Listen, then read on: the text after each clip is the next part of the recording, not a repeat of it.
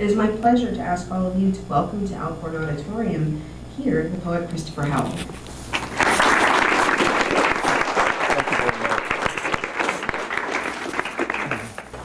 I don't have a big rap that goes along with my poems, like a lot of poets do, and some of that's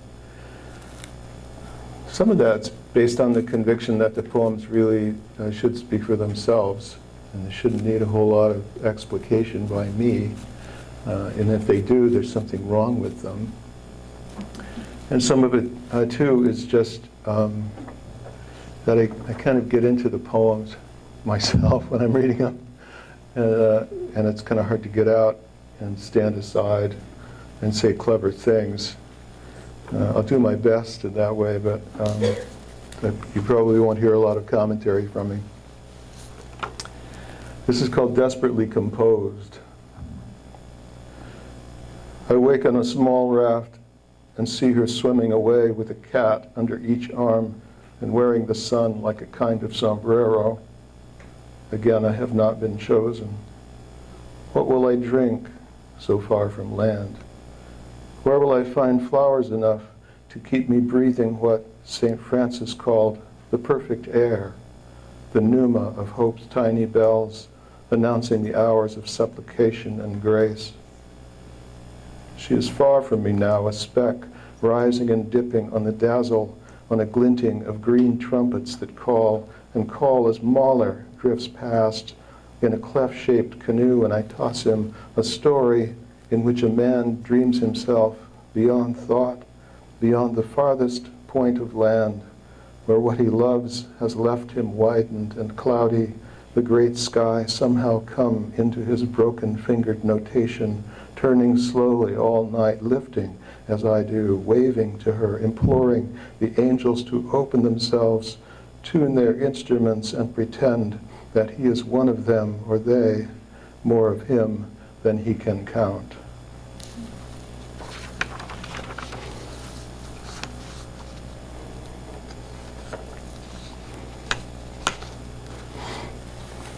The after hours afterlife. I read a lot about the afterlife. I'm not sure why. I hope it's not predictive. The after hours afterlife. The drummer sets down his tools and the lights come up. 4 men hop in circles to describe their joy. The hostess is secretly aflame with grape-like fullness I can't bear to watch. Perhaps the sky is not, as we have been told, the province of God, but of spaniels. I think of Henry Ford in the Pyramid Society as the drummer lights a foot-long cigarette and places his wig on a stand. Tolstoy is the barman and refuses all payment in the name of virtue. Usual women slide between the chairs. Someone shouts, "Fire!"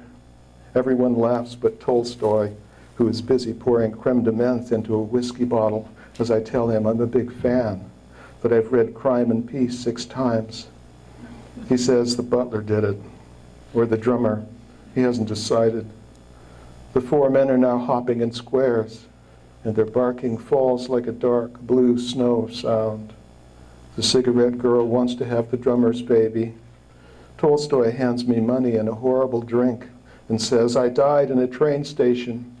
I bet you didn't know that." Then he throws back his head and screams, "Last call, all aboard."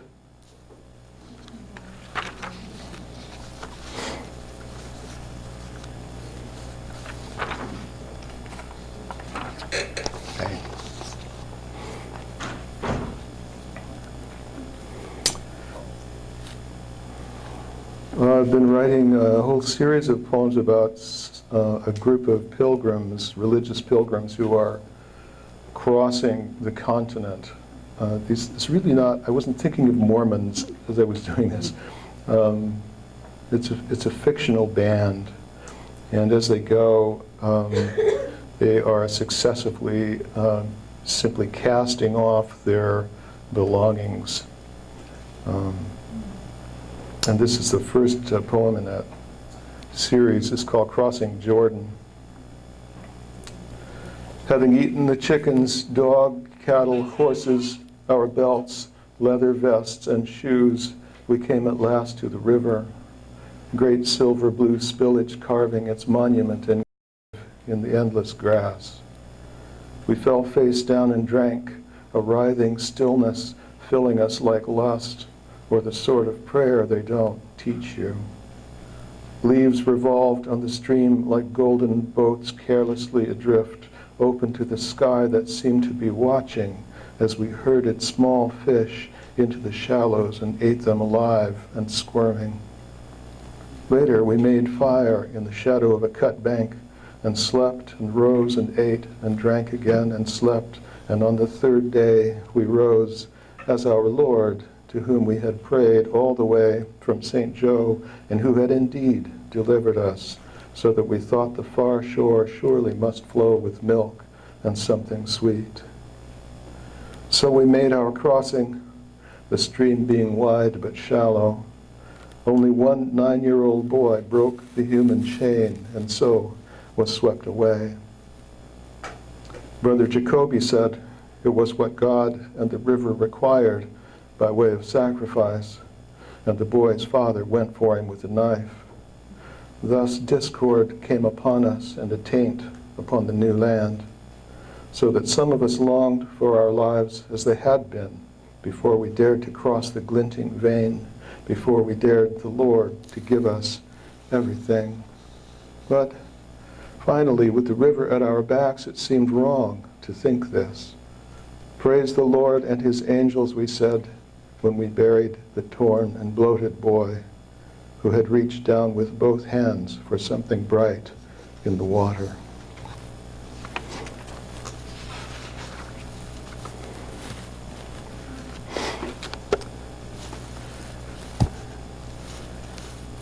A few years ago, I was asked to write a poem for an anthology about mushrooms. I had never written a poem about mushrooms, so I had to fall back on experience. And this is the result. It's called Letting Things Go.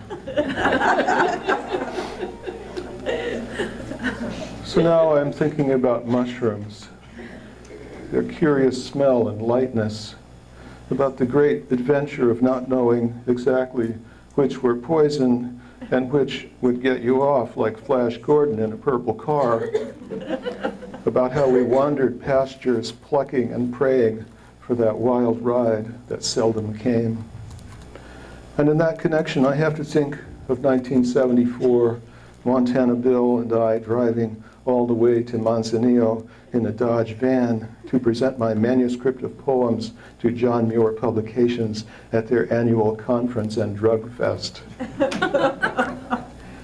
After days of negotiation, it was agreed I would read to the 20 or more principal mavens of the group, including Muir himself, and they would decide. We gathered around a huge table out under the stars, and I opened my manuscript. But first, Muir said, we should get into the mood, and began to load his pipe with the weed and psilocybe Mexicana mixture which everyone smoked until their eyes were huge pulsing zeros. Then I read. It was like hollering into a vat of butter, like singing to Martians about the stock exchange. When, after 300 years, I finished, they nodded into themselves, looked around, and went off toward the beach. 2 days later, the managing editor collared me and said, well, they thought I should talk to you because we're about the same height. So it's like this. We know you're a good poet, and we'd really like to help you out, but you're into holding on to things, and we're into letting things go.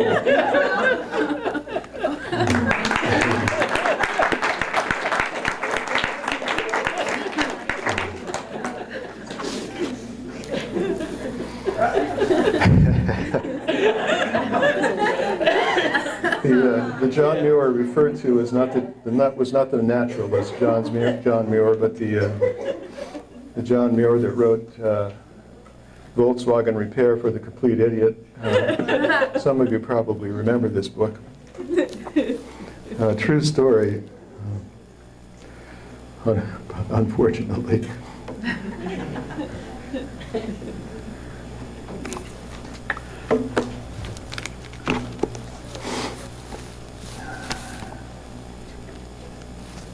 This is called The Dream of 64. Sometimes I feel alone as I was the summer of 64, working at Kodak, driving a Renault that wouldn't start without the assistance of a hill. One time, up in the Cascades, the only hill available was a boat ramp, and I drove right into the lake, which did not help the car's electrical problems. It was the summer I pitched for that disastrous semi-pro team from Lentz, and me and Johnsrud were the only players who could throw, hit, or field. Years later, the coach, a Catholic, told me anyone who watched those games should get time off in purgatory. Thanks be to God, we played at night.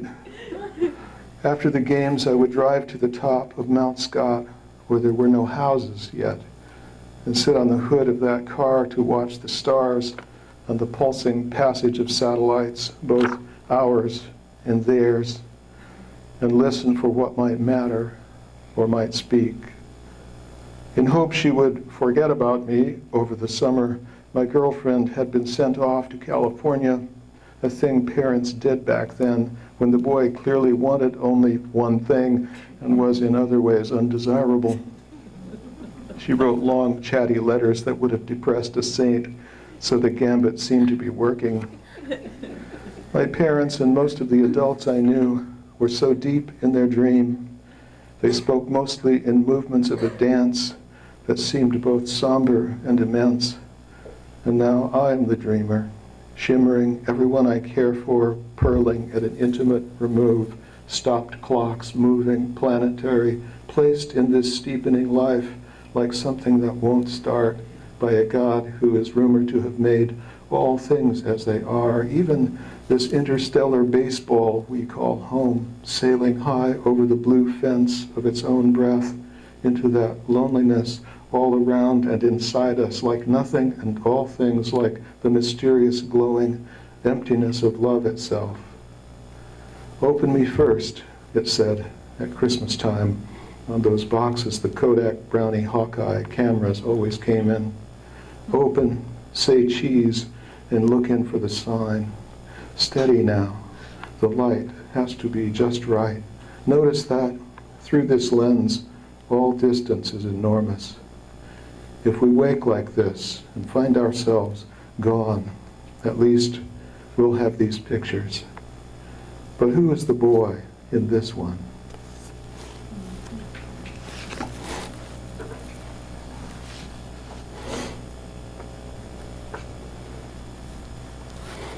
The parable, as originally told.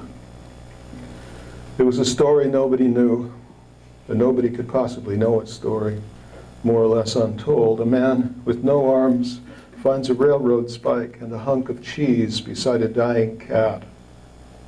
To the man with no arms, the cat says, "When I must shed this mortal coil, this veil of fleas, it is my fondest wish that these, my only possessions, should pass to someone worthy of their panic luster, their duende. Are you such a one, O man with no arms?"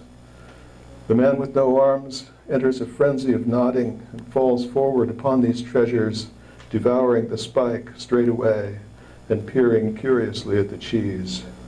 The end.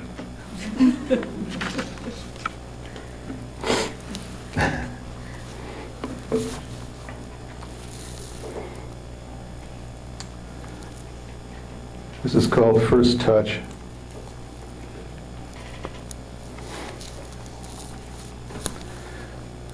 After the movie, the garden golf, coffee, and long soulful walk, After the alternating daisy petals of elation, dejection, elation, we stood in the Klieg lights on her front porch.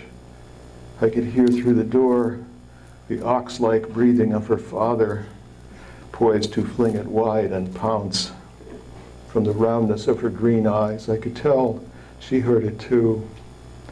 But inside us, some kind of execution was on the way, and we were its last meal, our mouths beginning to know this and to open slightly and drift toward each other like clouds.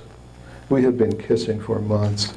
This kiss was not that country. This one had nothing to do with gratitude or the sort of evening we had had or expectation or revenge against parents and the church or even curiosity.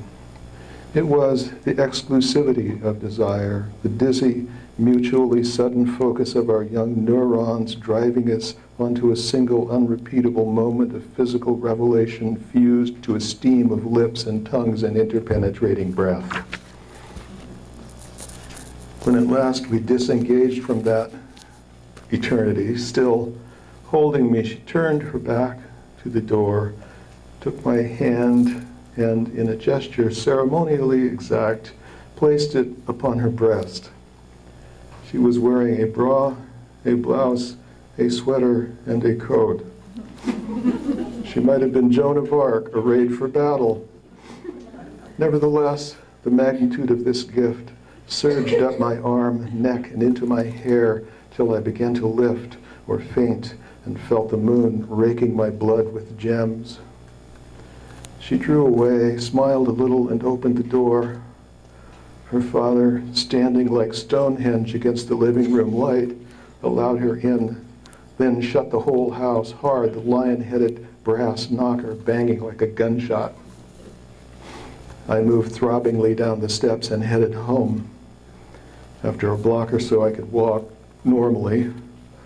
The softness of her lips and tongue, that roundness and tension beneath my palm as she held it to her every step, brought these, and such a warm loneliness came over me. I thought I would not much mind death then, if gods could die. I walked down Hawthorne Street from 82nd to 89th, through a hall of overhanging trees, through the small kivas of light that fell from the street lamps. Did I continue on Hawthorne to 92nd, or turn left and cross the dark schoolyard? It was a long time ago. Kennedy was president, Vietnam, just a place we sent advisors. Moths were circling the porch lights and dying in ecstasies of brilliance. No one in the world but her knew where I was.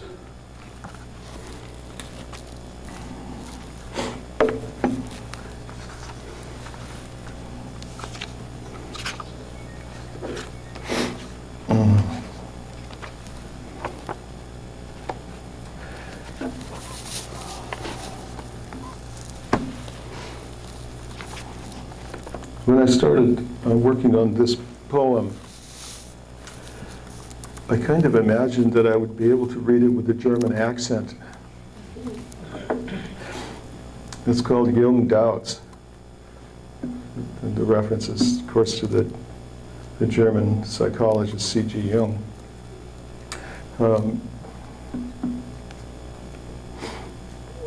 So I gave it a try, but I broke down after 2 or 3 lines. So it started out pretty good. It may not be possible to go deeper, beyond or beneath anything but birds and their little thoughts feathered among the leaves. It starts to break down there. So I have to give up and read it, just straight. It may not be possible to go deeper, beyond or beneath anything but birds and their little thoughts feathered among the leaves. Perhaps we're stuck in the bruise of broad day, with its donkey cart clang and silence like a choir of gestures, or an aerial view of schoolgirls spilling from a school. Perhaps we will open the inner door and find no stairs, or an immense frozen stone pointing at its old friend, the moon of our echo, going round and round with little trays of sweets, remembered and given casually in the service of regret. And though the deep rooms knock and sometimes sing, we can't help thinking, what if our minds aren't really anything? What if no one's there, dear lady who lifts her arms up to our own, dear contused old man whose tears run in the blackened street we climb, convinced the beloved is behind us and our lives before us in a shadow of the light.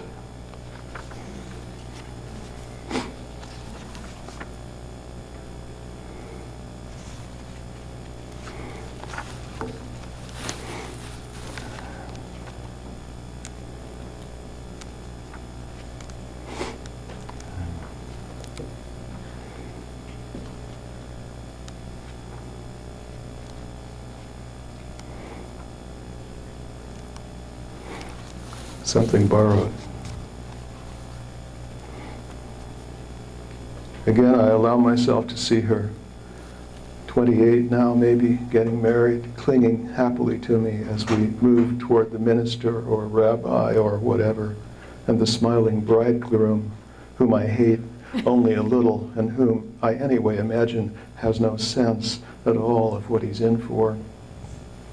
Sunlight is bolting down through the high windows. Up among the roof beams, a trapped sparrow flutters and sings as I hand her over, vowing silently never to tell that she died 8 years ago, leaving us all in the suddenly empty church, the bird like something flown out of us and circling as this dream begins again.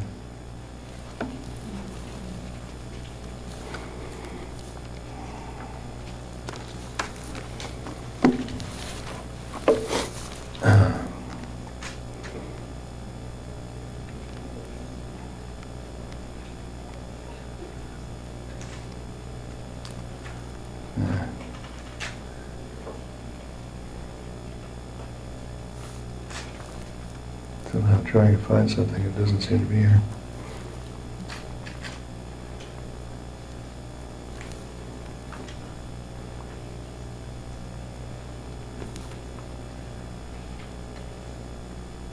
Okay, there it is.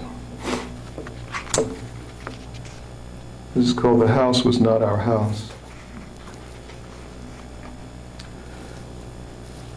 But we stopped there, and my father said, "No one move," as the black glass door swung toward us on its creaking hinge. "It's a sign," he said, and then again, "No one move." But I saw the great brick turret. I saw above the great brick turret a banner bearing a winged green device. A kind of whistling drifted down off the roof. In the open doorway stood only the lightless room beyond. Why are we here? I wondered. Then a man came out and wrote in chalk upon the doorsill, "Collections." Father stepped down from the carriage and went in, walking stiffly upright. We never saw him again. The sky was the color of chalk for years.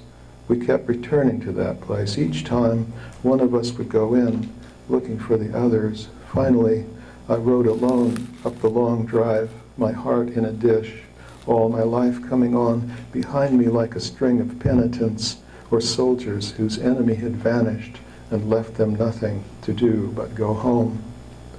When I knocked, something beautiful from the past said, "This is not your house, not yet."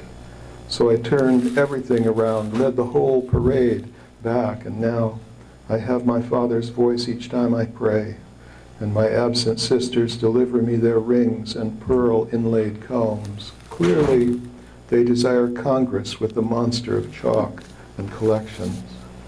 I do not know where he is, but feel his breath collect us one by one, and yet remain somehow lonely as a journey that goes on until even the blind forget their dark suffrage, or the 72 names of God climb off the wheel and write themselves in dust.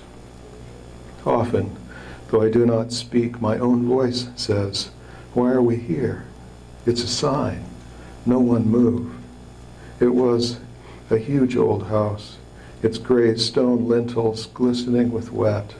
In its courtyard, 10,000 carriages burned with the moon's chalk-white milk.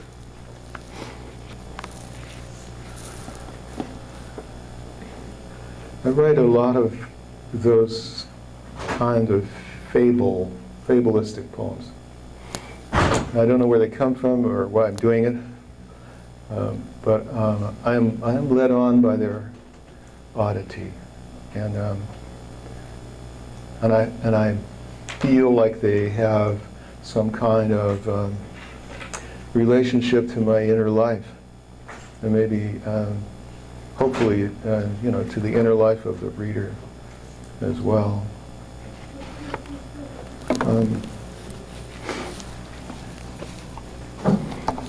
Kind of getting close to my time here.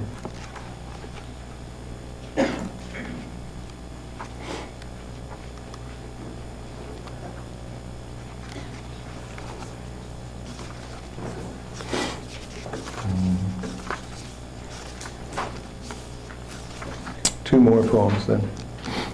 Love calls us to the things of the other world. The wooden angel I gave my father years ago looks down at me, holding its bright tin star. Blonde and smiling, she probably doesn't know he's dead, so I've gathered around her other mementos to make sure she gets the message, or that I do. On that same shelf is the church-shaped music box I gave my mother on that same Christmas. She's dead now too, and I'm listening to the ball game on the radio and to a whole glee club of crickets because it's late summer now in these parts. One of my children has also gone over into death, and some few of my old friends, though I can tell they're near in the fragrant and musical dark. They care nothing for the outcome of the game, only that it be part of the eternity we have. They may tell this to the crickets by way of gentle teasing. I think I almost hear. Now and then they look up at Cygnus breasting the great black shorelessness of sky, and I can feel the purity of their lonely happiness creep up my arms, and the wooden angel winks at me.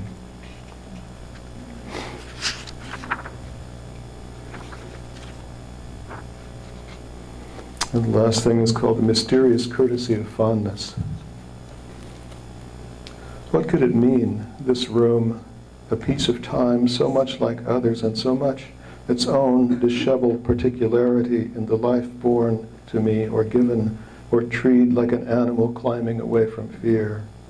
Small, square, and hopeless, full of light for the sake of its windows, toppling and awry with books, images, and imaginary doors. This room accepts itself wearily, one old friend annoyed by another, but adjusting the curtain, proffering the favorite chair, because what else is there now but the mysterious courtesy of fondness?